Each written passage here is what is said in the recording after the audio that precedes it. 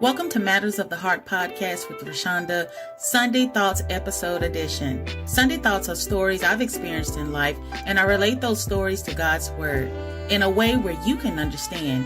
It's never about preaching, but a discovery in trying to find God's voice and pick up a few lessons to be learned in our daily lives. This Sunday, let's take time to reflect and think about those experiences.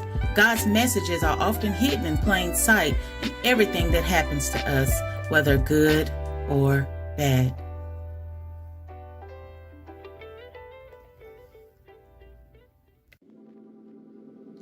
Hello everyone, welcome to another Sunday's Thoughts episode. This is the Matters of the Heart podcast. I talk about inspiration, motivation, wellness, and mind peacefulness here. I share experiences, advice, and knowledge to help you as well as myself improve our life and learn more. The content is always 100% positive, and your host on this discovery journey is me, Rashonda. Hey there and welcome. I appreciate your time today and want to say thank you. As of today, the Matters of the Heart podcast has 150 downloads. This podcast started in late November, and honestly, I didn't think I'd get any hits, but I guess there's someone out there enjoying the episodes, and I'm grateful. So thank you so much.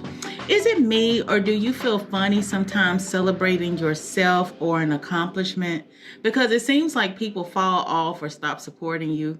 I don't know. Is it just me? Sometimes I'm hesitant to share celebrations or accomplishments because I don't want to make anyone feel some type of way. Like, do you feel that way sometimes?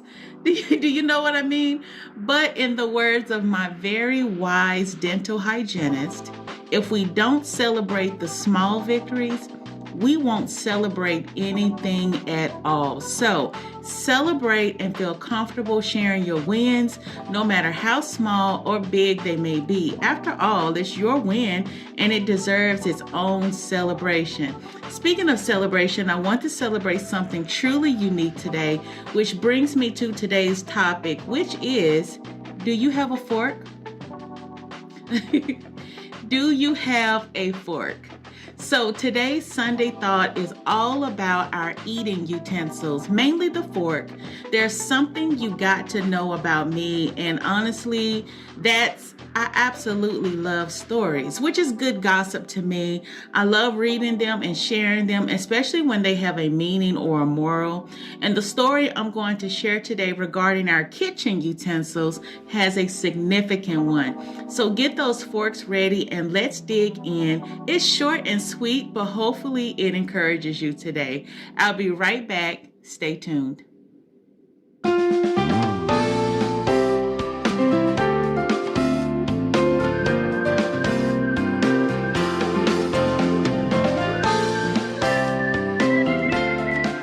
I want to ask you a question.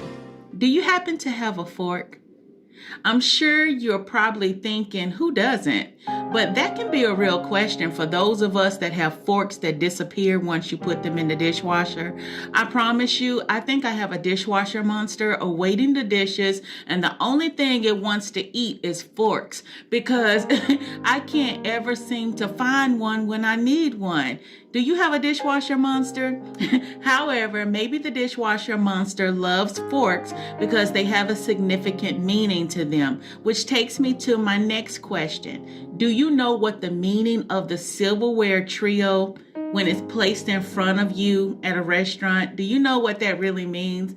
And honestly, I have to be honest. I learned what that whole meaning was, those shiny utensils, what they meant from the movie Pretty Woman, starring Julia Roberts, and which happens to be one of my favorite movies.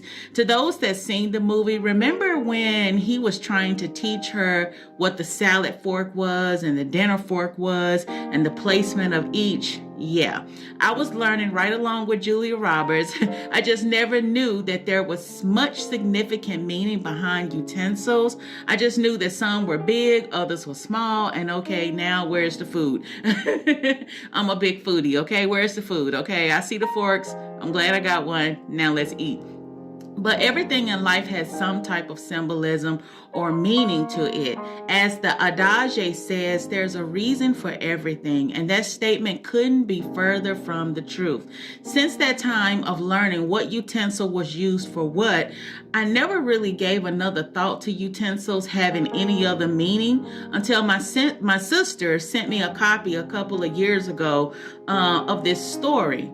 That brought a somewhat spiritual meaning to one particular utensil, and that was the fork.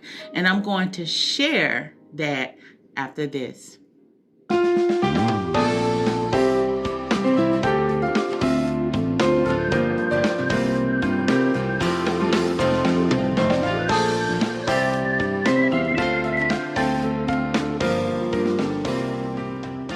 The story goes a little something like this. There was a young woman who had been diagnosed with a terminal illness and had been given 3 months to live. So, as she was getting her things in order, she contacted her pastor and had him come to her house to discuss certain aspects of her final wishes. She told him which songs she wanted sung at the service, what scriptures she would like read, and what outfit she wanted to be buried in. Everything was in order, and the pastor was preparing to leave when the young woman suddenly remembered something very important to her. "There's one more thing," she said excitedly. "What's that?" came the pastor's reply. "This is very important," the young woman continued. "I want to be buried with a fork in my right hand." The pastor stood looking at the young woman, not knowing quite what to say. "That surprises you, doesn't it?" the young woman asked. "Well, to be honest, I'm puzzled by the request," said the pastor. The young woman explained, "My grandmother once told me this story, and from that time on, I have always tried to pass along its message to those I love and those who need encouragement. In all my years of attending socials and dinners, I always remember that when the dishes of the main course were being cleared, someone would inevitably lean over and say, 'Keep your fork.' It was my favorite part because I knew that something better was coming, like velvety chocolate cake or deep dish apple pie, something wonderful and with substance. So I just want people to see me there in that casket with a fork in my hand, and I want them to wonder, what's with the fork? Then I want you to tell them, 'Keep your fork. The best is yet to come.'" The pastor's eyes welled up with tears of joy as he hugged the young woman goodbye. He knew this would be one of the last times he would see her before her death, but he also knew that the young woman had a better grasp of heaven than he did. She had a better grasp of what heaven would be like than many people twice her age, with twice as much experience and knowledge. She knew that something better was coming. At the funeral, people were walking by the young woman's casket, and they saw the cloak she was wearing and the fork placed in her right hand. Over and over, the pastor heard the question, "What's with the fork?" And over, he smiled. During his message, the pastor told the people of the conversation he had with the young woman shortly before she died. He told them about the fork and about what it symbolized to her. He told the people how he could not stop thinking about the fork and told them that they probably would not be able to stop thinking about it either, knowing that the best is yet to come.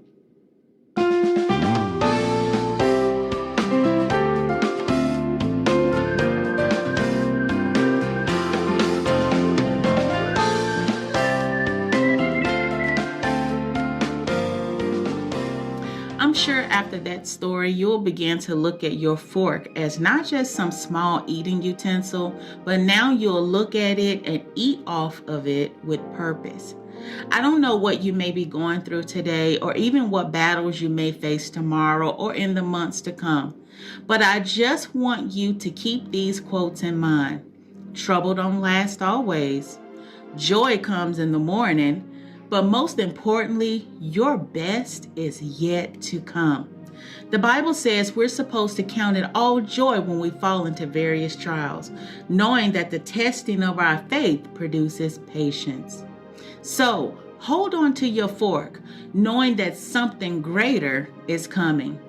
Gospel artist Martha Menezes has a song entitled, "Your Latter Will Be Greater." And the lyrics go like this: your latter will be greater than your past. You will be blessed more than you could ask. Despite all that has been done, the best is yet to come. Your latter will be greater than your past. So be encouraged, my friends. And if you haven't seen it yet, remember the fork and know that the best is still yet to come. God hasn't forgotten about you, I promise. As my mama used to say, and as I got older and started having my own God experiences, she'd say, He may not come when you want Him, but He's always right on time.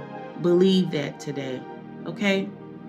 Well, that's all the time I have for today. I told you it's going to be short and sweet. Remember, there's a new Sunday's Thought episode every first Sunday of the month, and a Thursday's Tip every second Thursday of the month. And speaking of Thursday's Tip, since today is the first Sunday of August, this week is actually the second Thursday of the month. So there's going to be 2 podcast episodes, the one today, and there's one coming out this Thursday, and it's good. So listen, we're all, if you have or haven't already, will be heading back to work full time. Maybe like me, you worked all summer with some days off here and there, but it's back to school time and back to hectic schedules and emails on the weekends. Yes. Most people never leave work, and all bosses are not created equal. I used to answer all types of emails on the weekend, and it literally ruined my life until I put a stop to it. So join me this Thursday as I give you a couple of tips to try to keep the boss at bay and your personal life in view. And also subscribe. This podcast is available on all digital outlets, including Apple Podcasts, Stitcher, and iHeart. Subscribe so you can be reminded when a new episode posts, and guess what? It's absolutely free. So, love and blessings to you, and if the Lord's will, I'll see you soon. That was it for today's episode. I hope you were inspired and feel positive vibes whenever you spend some time with me, Rashonda, and the Matters of the Heart podcast. Thank you for tuning in, and don't forget to join me next time as we dive deeper into our spiritual, mental, and physical journey. You can follow Matters of the Heart podcast on Facebook to stay tuned for what's coming next. Feel free to share the episodes while you're here. Also, stay with me by subscribing wherever your favorite music and podcast stations reside. And as always, watch your heart, because its actions will follow. Thank you for listening.